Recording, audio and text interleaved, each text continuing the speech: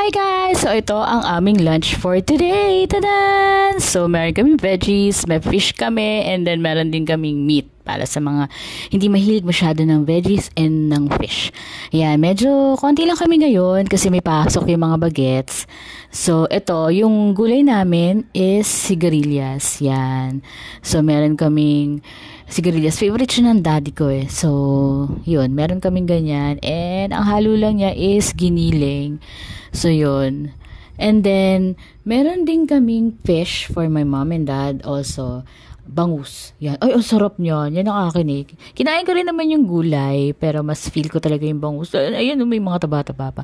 And meron kaming hamonado para sa mga hindi mahilig sa fish, hindi mahilig sa veggies.